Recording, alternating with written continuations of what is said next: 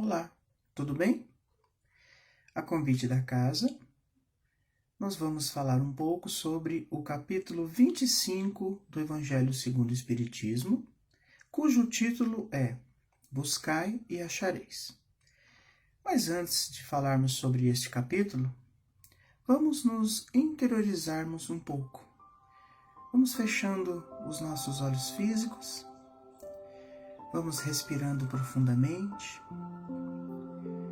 sentindo a atmosfera benéfica que nos envolve nesse momento, a doce presença do nosso mentor individual, esse nosso companheiro de todos os momentos, e vamos com ele até a presença de Jesus, o nosso querido Mestre, para agradecer a ele o tema da preleção de hoje, que nós possamos compreendê-la, assimilá-la e, principalmente, colocá-la em prática no nosso dia a dia.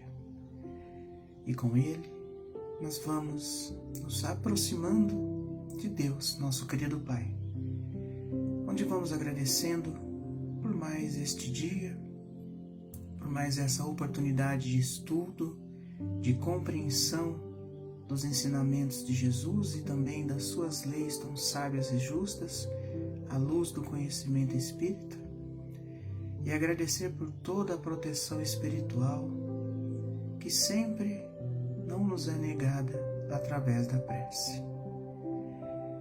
Pai nosso que estais nos céus, santificado seja o teu santo nome. Venha a nós o teu reino, seja feita a tua vontade, assim na terra como ela é feita nos céus. O pão nosso de cada dia dai-nos hoje. Perdoa, Pai, as nossas dívidas, à medida em que perdoamos os nossos devedores. E não nos deixe cair em novas tentações. Livra-nos, Senhor, de todo o mal, que assim seja, graças a Deus. Neste capítulo, Kardec e os Espíritos nos convidam a entender um pouco sobre uma passagem interessante de Jesus, contida no Evangelho de Mateus, onde Jesus diz aos seus discípulos que peçam e serão atendidos, busquem e acharão, batam a porta e ela será aberta, porque todo aquele que pede, recebe, todo aquele que busca, acha, e todo aquele que bate a porta, ela será aberta. E ele termina essa reflexão dizendo o seguinte: ora, se um pai vê um filho pedindo um pedaço de pão, porventura lhe dará uma pedra? Ou se esse mesmo filho pedir um peixe, o pai lhe dará uma serpente? Ora, se nós, que ainda somos maus, damos coisas boas aos nossos filhos, do que dirá Deus, que é todo sabedoria, todo justiça, todo bondade? Ele dará aos seus filhos aquilo que é realmente necessário para cada um deles. E segundo o ensinamento dos Espíritos, essa máxima, buscai e achareis, pode ser resumida na seguinte frase: ajuda-te, que o céu te ajudará. Que na verdade resume uma das leis da natureza, que é a lei do trabalho. E segundo o ensinamento dos mesmos Espíritos que coordenaram Kardec nesta obra da codificação, toda a ocupação útil é trabalho. Então o homem deve trabalhar sempre, porque ele necessita do trabalho para desenvolver a sua inteligência e, consequentemente, a sua moral. Porque é a partir dessa busca incessante que ele tem pelo conforto, pelo bem-estar, tanto seu quanto daqueles que convivem ao seu redor, é que ele vai desenvolvendo certos atributos que somente o trabalho lhe trará. E, consequentemente, ele vai discernindo aquilo que é bom, que é ruim, que é certo, que é errado, que é justo, que é injusto. E isso vai moldando o seu caráter, de maneira que ele vai se tornando uma pessoa melhor. Ora, se não há outro meio de desenvolvimento intelectual e moral que o trabalho, Deus não tiraria do homem essa prerrogativa. Vejam os animais, por exemplo. Eles também trabalham, mas para sua subsistência. O homem também agiu assim no começo da humanidade. Preocupava-se mais com a conservação da sua alimentação, uma vestimenta para que pudesse suportar o frio intenso. Construiu, primeiramente, algumas grutas, depois casas bem simples, modestas, para que pudesse também se precaver do frio e da chuva. Mas, à medida que esse desejo de melhora e também o desenvolvimento da sua inteligência lhe chamaram para coisas maiores, ele teve que aperfeiçoar os meios de trabalho. E é assim que acontece até hoje. Trabalhamos para o nosso bem-estar, para o bem-estar de todos e, consequentemente, para a melhora da humanidade. Mas, apesar de tudo isso, se nós pensarmos, puxa vida, o que eu tenho feito na minha vida é algo tão pequeno, muitas vezes até imperceptível aos meus próprios olhos e aos olhos da humanidade. Imagine se toda a humanidade pensasse assim. Imagine mais que tudo fosse assim. Que ao término de nossas vidas, todo o trabalho e toda a nossa realização se perdesse por conta da morte do corpo físico. Mas o Espiritismo vem ensinar que o espírito, ele pré-existe ao corpo físico e sobrevive à morte do mesmo. E retorna a este mundo para continuar o seu trabalho, desenvolver a sua inteligência e se aperfeiçoar moralmente. Sabendo disso, fica mais fácil e mais interessante ao homem descobrir o que ele realmente deve pedir. Ele não deve se preocupar com as questões materiais de uma maneira tão profunda que ele se esqueça do desenvolvimento da sua inteligência e da sua moral. Se ele pedir com discernimento, se ele pedir com uma vontade realmente boa e sincera, ele vai entender que os espíritos virão ao seu encontro e o auxiliarão nos seus projetos. Mas lembre-se, os espíritos não fazem tudo, porque Deus dá a cada um a oportunidade de utilizarem o seu livre-arbítrio, que é o desenvolvimento da sua inteligência. Logo, quando o homem estiver mais espiritualizado, estiver mais concernente com as coisas espirituais, seguir a lei de Deus com mais discernimento, ele vai entender o propósito do seu trabalho. Mas para isso, ele tem que se esforçar todos os dias. Por mais ínfimo que seja a sua profissão, por mais que ela seja para si mesmo algo chato, moroso, ele deve cumprir a sua tarefa com paciência, com resignação e buscando sempre os meios de desenvolver o trabalho e fazê-lo de uma forma melhor. Porque aquele que busca a evolução, quando compreende as coisas acima dos bens materiais, encontra os elementos necessários para que as tarefas sejam bem cumpridas.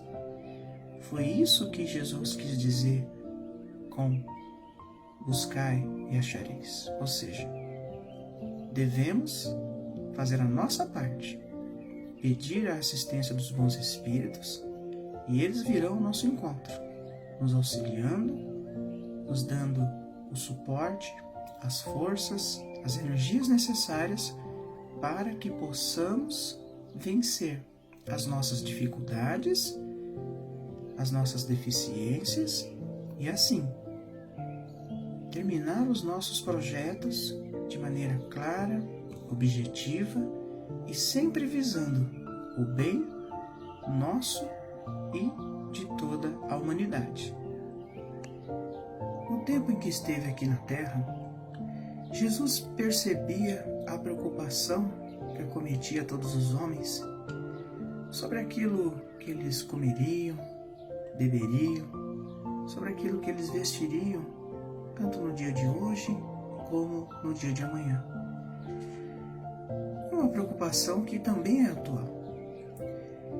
E ele explicava da seguinte maneira, que nós deveríamos nos preocupar com coisas mais importantes. Não com aqueles tesouros que os ladrões roubam e que as traças corroem, mas sim tesouros que poderemos levar desta vida quando partirmos dela. Então ele faz algumas comparações interessantes para que o povo simples da época compreendesse.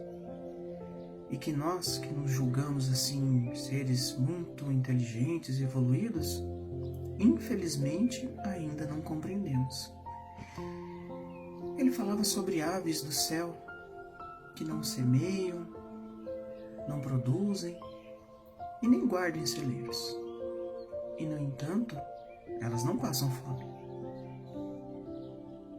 Ele fala também sobre lírios do campo, que são lindos, maravilhosos, e que nem Salomão, em toda a sua glória, se vestiu como um deles.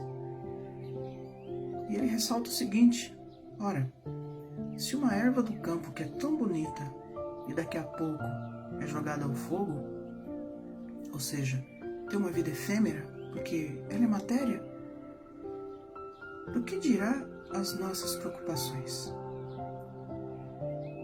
E mais, se Deus tem tanto cuidado com aves e com flores, do que dirá nós, espíritos encarnados, que somos o ápice da sua criação?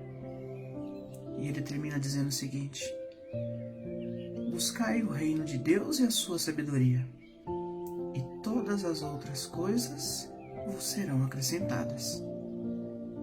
Ou seja, para cada dia basta a preocupação daquele dia. Porque Jesus nos ensinava o seguinte: não andem ansiosos, não andem angustiados, porque isso vai corroendo suas almas.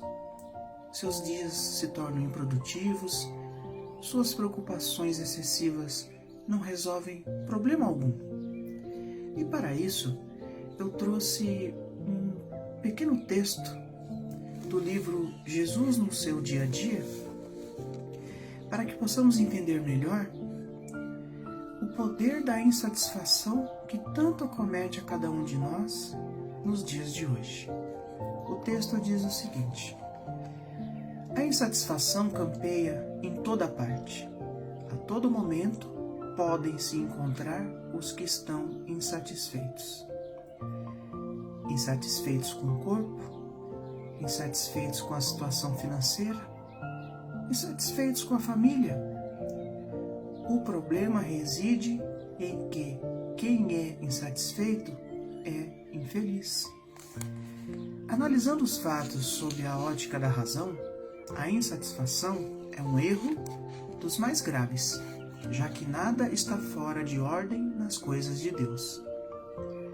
Sua insatisfação não tem razão de ser. O que você queria?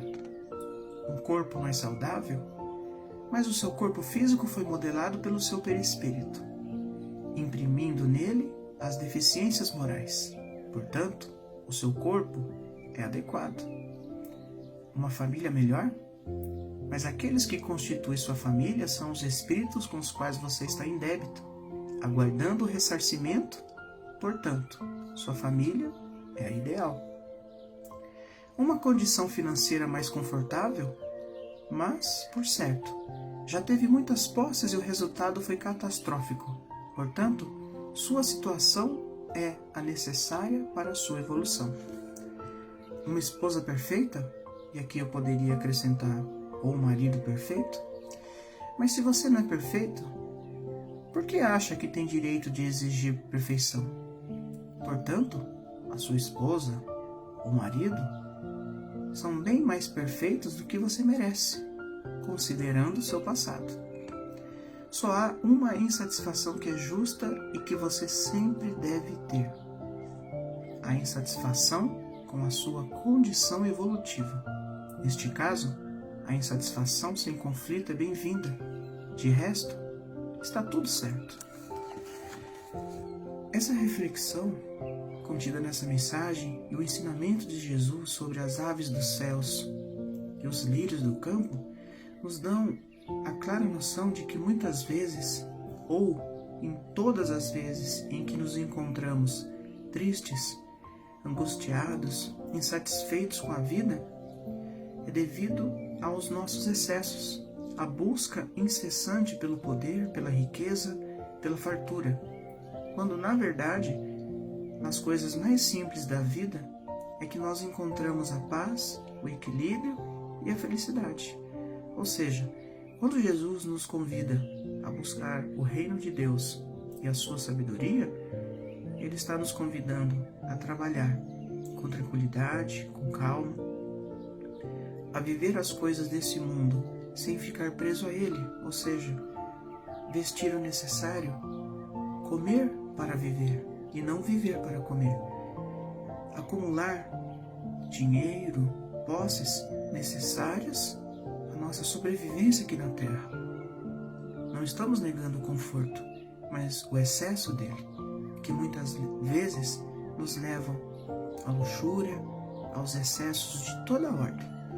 E aí que está a queda moral do espírito. Por isso é que Jesus nos convida a elevarmos o nosso padrão espiritual através da boa leitura, da boa reflexão, das boas ações, não nos esquecendo do trabalho. Nada vai cair do céu, a não ser as chuvas e as bênçãos de Deus. O que nós devemos fazer nesse momento é procurar sempre a melhor palavra, a melhor compreensão e, principalmente, a melhor atitude diante da insatisfação, da angústia e da inquietude que andam dominando o nosso coração.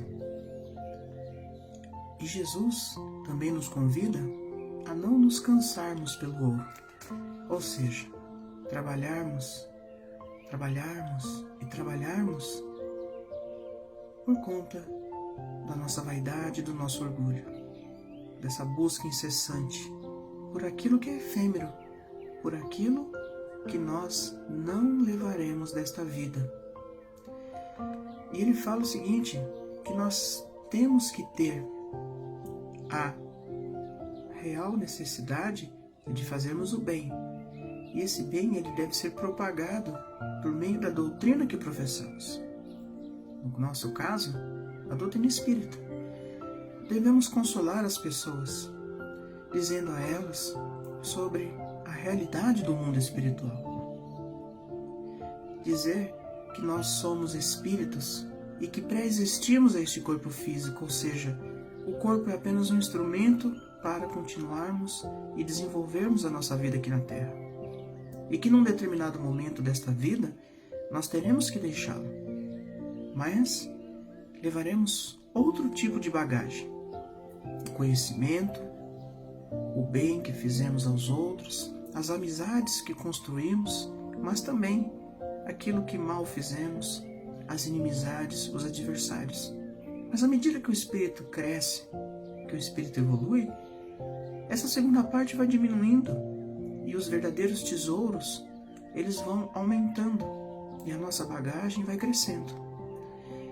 Mas o que é mais importante desse capítulo é trabalhar, é não se cansar pelo ouro, é confiar na providência divina e, mais do que isso, respeitar as opiniões dos outros, suas crenças, seus objetivos na vida. Nós não temos o direito de imprimir nas pessoas aquilo que achamos ser correto, ser justo. Podemos dar boas palavras, boas indicações, mas jamais tirar delas aquilo que nós não queremos que tirem de nós, nosso livre-arbítrio, a nossa capacidade de desenvolver a nossa inteligência e elevar o nosso moral. E é por isso que Jesus dizia aos discípulos: entrem nas casas, batam a porta, digam, paz esteja convosco. E se as pessoas bem receberem, elas receberão os ensinamentos de Deus. Agora, se vocês fizerem tudo isso e não forem recebidos, deixem aquela casa, batam as sandálias para deixar a poeira ali e sigam o caminho.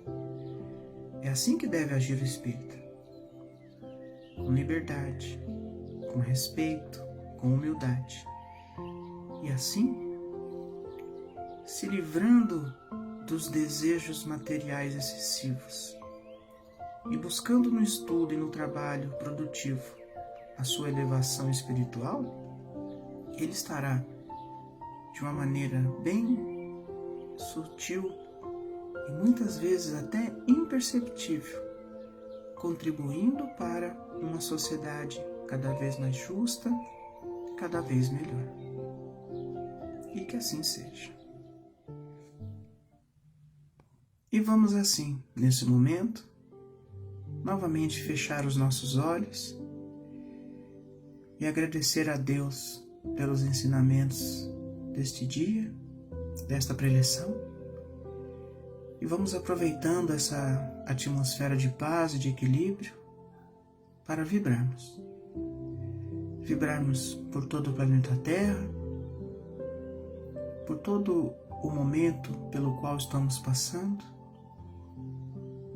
envolvendo a todos os espíritos que nela vivem, encarnados e desencarnados, que de uma maneira ou de outra estão sendo afetados por esta pandemia que vem mudando a maneira de nos relacionarmos com as pessoas, de encararmos a vida, o nosso dia a dia, os bens materiais, os nossos sonhos, as nossas conquistas. Tudo isso tem se tornado confuso, muitas vezes nos deixando angustiados, ansiosos. Que os bons espíritos possam envolver a todos nós nesse momento para que possamos aprender com esta situação e assim tirar frutos de paz, de amor, de equilíbrio, e que possamos sair dessa situação melhores do que quando entramos nela. Vamos envolvendo todos os governantes para que possam conduzir suas políticas baseadas na fraternidade, na solidariedade, no amor ao próximo. Vamos envolvendo todas as famílias, principalmente aquelas em desajustes, a todos os nossos irmãos que se encontram enfermos, em todas as situações possíveis, para que eles possam receber essas vibrações de saúde, de equilíbrio. Vamos envolvendo também a todos os nossos irmãos que se encontram perdidos nos vícios de toda ordem, bebida, fumo, sexo, trabalho, jogo, que todos eles possam ser envolvidos numa atmosfera de equilíbrio, de amor, de esperança, e que também possam ser envolvidos os nossos irmãos que se encontram nas cadeias, nos presídios, nas ruas, nas comunidades carentes, nas zonas espirituais inferiores, que todos eles recebam essas vibrações de amor, de paz, e possamos assim envolver também nossos familiares, nossos companheiros de trabalho, de doutrina, em especial aos nossos inimigos, aos nossos adversários, para que no momento mais adequado encontremos a reconciliação com eles. Vibremos pela nossa casa, vibremos por nós mesmos e que possamos fortalecer os nossos laços de amor e fraternidade, para que possamos vencer as dificuldades da vida, para que possamos receber do alto as bênçãos de amor que nos fortaleçam para as lutas do dia a dia. Que assim seja, graças a Deus, e muito obrigado a todos pela paciência, pela compreensão, e que possamos ter uma semana tranquila, de paz e de equilíbrio.